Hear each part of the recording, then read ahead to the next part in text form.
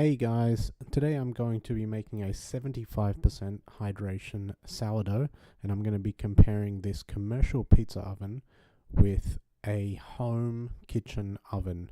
So let's get started.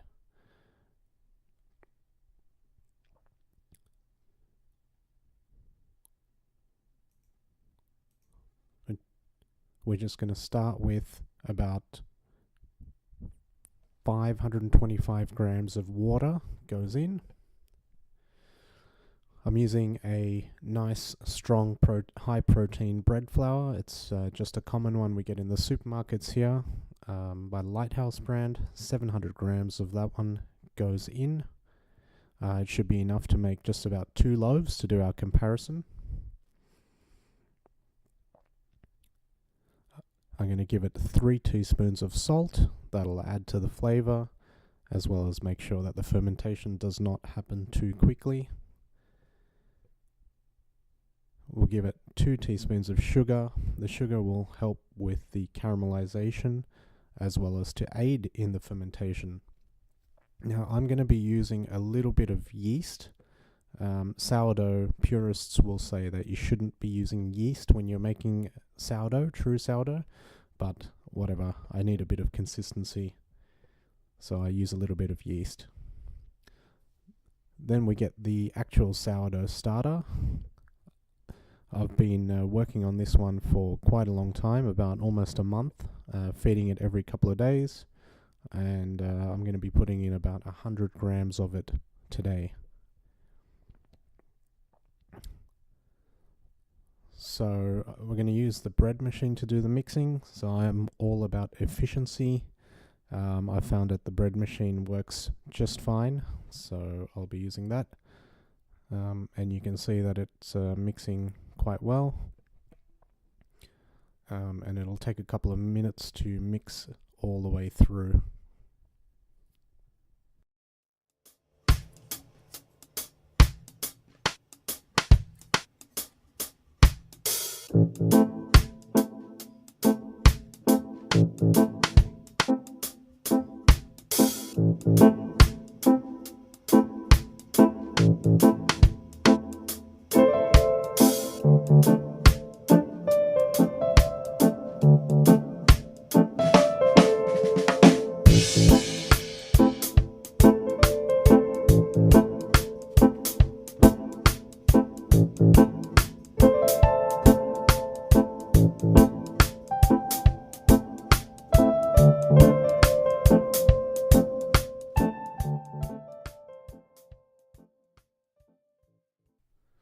So I'm just going to put it into a plastic container, and it's going to just sit in the container and ferment for the rest of the day.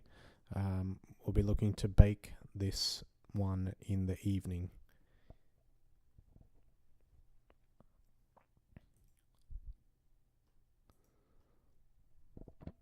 So yep, I'll get back to you when it's time to fold this all over. Welcome back. The dough's been sitting outside in a warm spot for a couple of hours, and you can see it's really started to ferment. It's loosened up, it's risen quite a bit, so I'm just going to give it a quick fold to develop the protein a little bit. You can see it's still quite wet and quite slack, and you'll see as I fold it over, it'll become tense and a lot more like bread dough. We'll leave that for another couple of hours to rise, and we'll come back for another fold in a little while. Hi again, it's been a couple of hours, and it's time to have a look at the dough. Oh, we open up, oh look at that, you can see the beautiful protein stretching there, and it's risen. Look at that, it's almost filling the whole container now. It was a small little dough when it began, but it's a big boy now. It's very exciting, isn't it? So give it a bit more flour, and we'll give it another fold over, the same as we did before.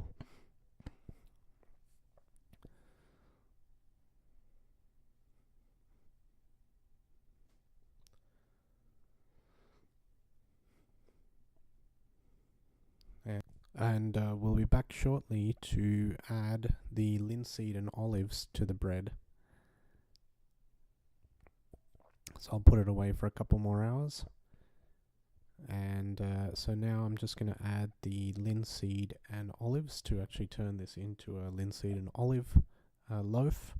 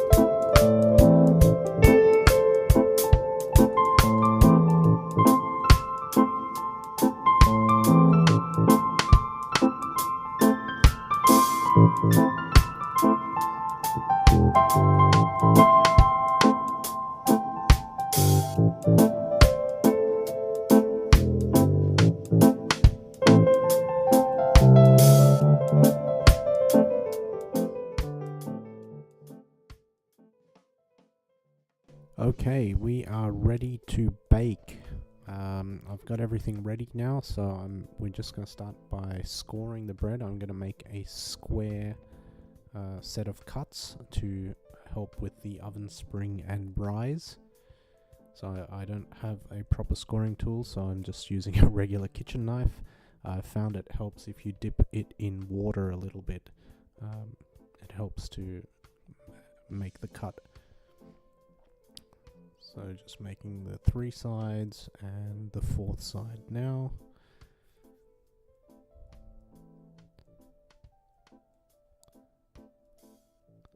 And kitchen ovens don't generally have a lot of steam, so I'm going to be using just a spray bottle filled with water and give it plenty of spray to help to generate a bit more steam when it's inside of the kitchen oven. I will be putting it inside of a glass pot, otherwise known as a Dutch oven.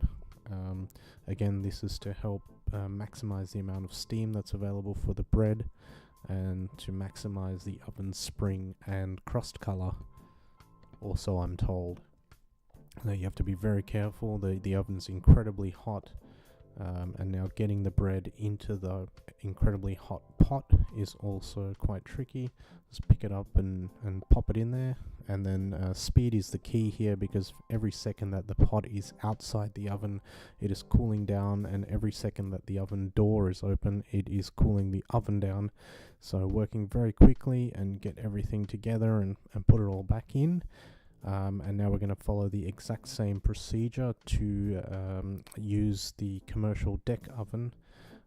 So I'm going to do the same thing. I'm going to make the same type of cut on the second loaf of bread. It's a square cut again, and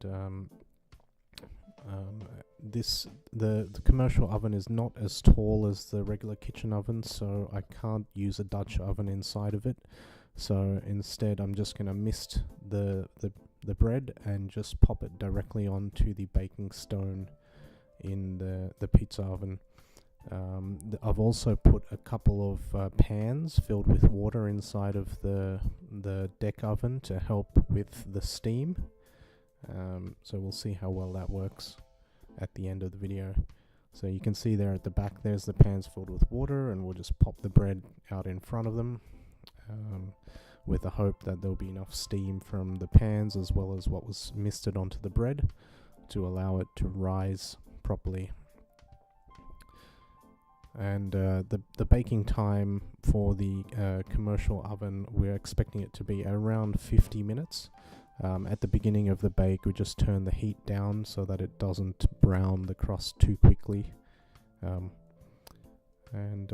So just an update now, it's been going for about 5 minutes, 5 or 6 minutes, and you can see it's started to puff up reasonably.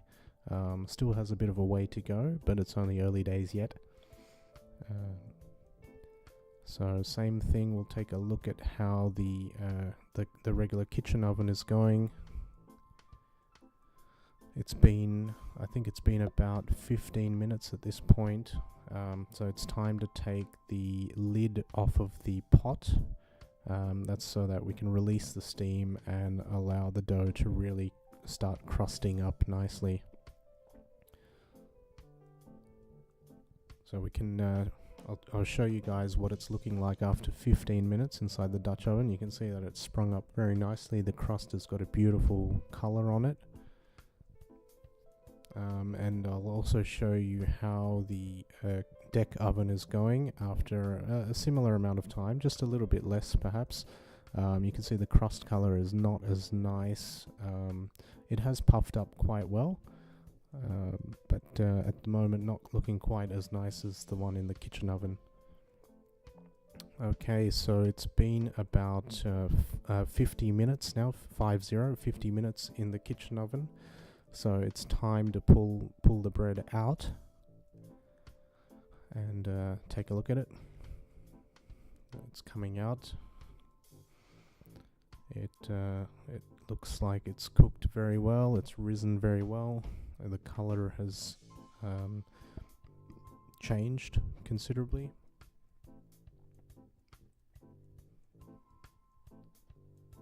And there you can see that is a very nice looking loaf of bread.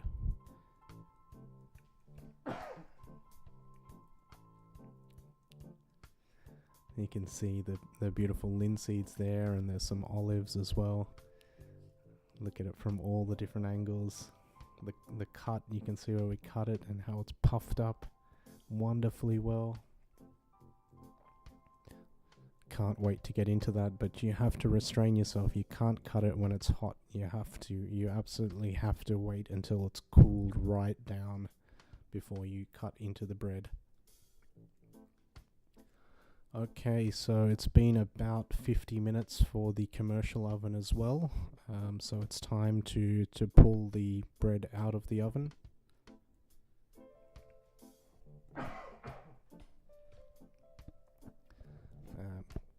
There we go, and we'll pull it out and we'll pop it on the cooling rack next to the kitchen oven bread.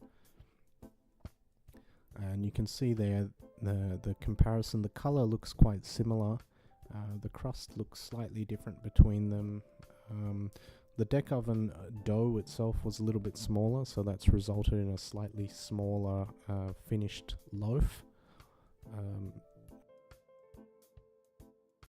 Just wanted to get a shot of this bread singing. Interestingly, the one that's come out of the commercial oven is making a crackling noise, whereas the one out of the regular oven didn't crackle. Listen.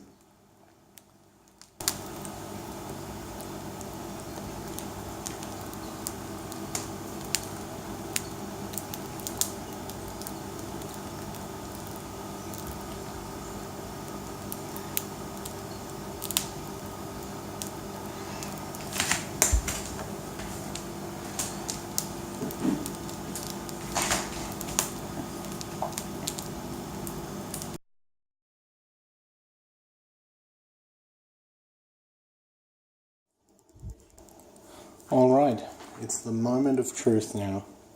All of the breads are cooked. Both of the breads are cooked. This bread here was cooked in the regular kitchen oven using a Dutch oven inside to generate more steam. This one was cooked in the pizza oven using some pizza pans filled with water to generate steam in the oven. And as you can see, they're both looking pretty good. Both are a bit crunchy. If I squeeze, you can hear it. Oops, an olive fell off there. You can hear this one might be a little bit more crunchy. So let's cut. We'll cut the regular oven first. Oh, you can hear it. Hear the crispiness there. And yeah, not too bad. The crumb hasn't opened up as much as I would have liked. Perhaps a little bit of underproofing. Let's compare that with the deck oven.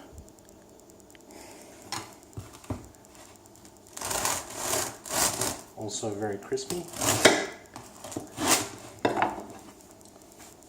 This one appears to have opened up much better. Let's cut one more slice.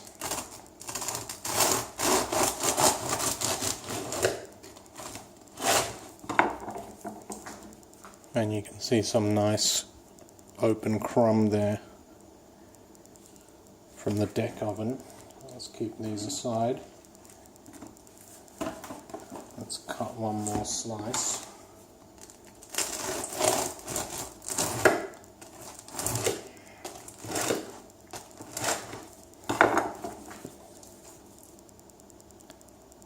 And pretty similar, not as open I think from the kitchen oven. In terms of flavor, so these two kitchen oven, these two deck oven.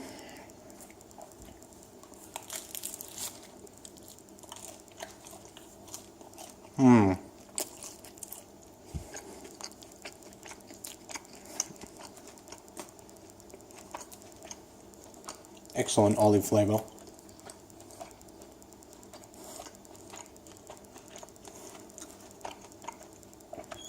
Very nice bread.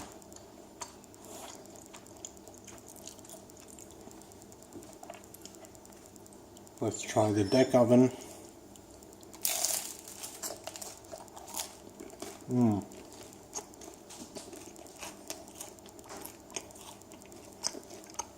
Also excellent.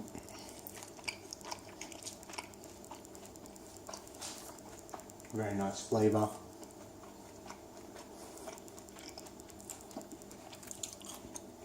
Overall, I'd say both are very much a resounding success.